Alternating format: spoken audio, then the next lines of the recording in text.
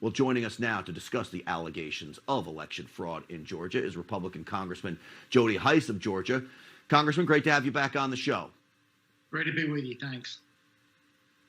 You know, not to take anything away from Republican women's clubs around the country that really were the backbone of Republicans winning for so many years, but I'll tell you what, the Democrats have perfected an art of using billionaires, using government offices, using bogus ways to social media to squash the message of conservatives. We're up against it here, Congressman. Yeah, and that's a lot of the problem. Stacey Abrams has been the mastermind behind this for the last 2 years, ever since she lost her run for governor of the state of Georgia. She has been involved in, number one, claiming that she never lost.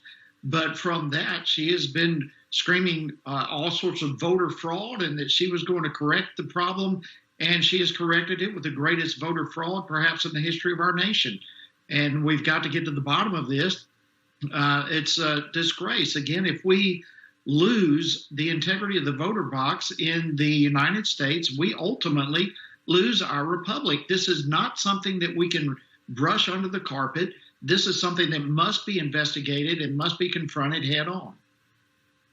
So, Congressman, it sure looks like it's being brushed under the rug. The media's not reporting on this video that we've been showing of ballot boxes coming out from underneath tables. I showed one woman earlier in the program who appears to be running through ballots 2-3 times. Now, I can't say for sure what they're doing, Congressman, but shouldn't they be at least interviewed by detectives or FBI agents, and nothing's happening, and they're going to go ahead and certify this? Yeah, it's unbelievable. I mean, I've spoken to an individual in the Georgia State Legislature who was in this thing in the hearing yesterday. He's watched the entire video. And the sequence is this: at about 8:30 a.m., that big, long black table that you see there was brought into the room, the black skirting was put around it, and the suitcases, boxes were put underneath it. They go all day long until at about 10:30 p.m., when the so-called water main break occurs. A lady comes to the middle of the room, and all the Republican poll watchers are told, evidently it's silent, but you can assume by watching it, they're told to leave the room, which they do. That's at 10:30 p.m. At 10:40, the folks left in the room go back to that black table, pull out all the suitcases out from underneath it with apparently tons of ballots. They start going to the ballot counting machines and start cramming them in there. And what you must understand, this is unbelievable. These machines are capable of counting 3,000 ballots per hour. There were multiple machines in there. And for 2 hours, they run these ballots through the machines. Here's the most important question for you to wrap this up.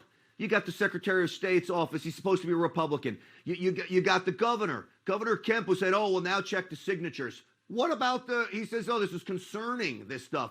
What do you do in your position to put pressure on these guys to stop this in its tracks and get to the bottom of it?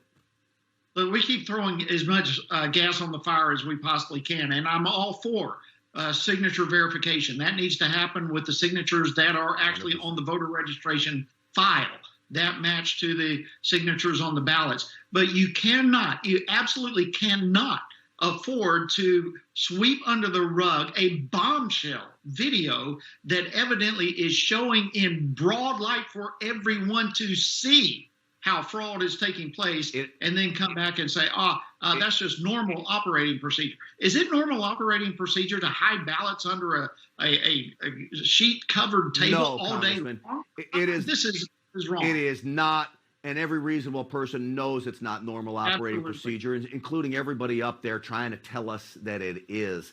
I just hope and pray somebody can get to the bottom of this. Congressman Jody Hice, I appreciate your fire on this. Thank you so much.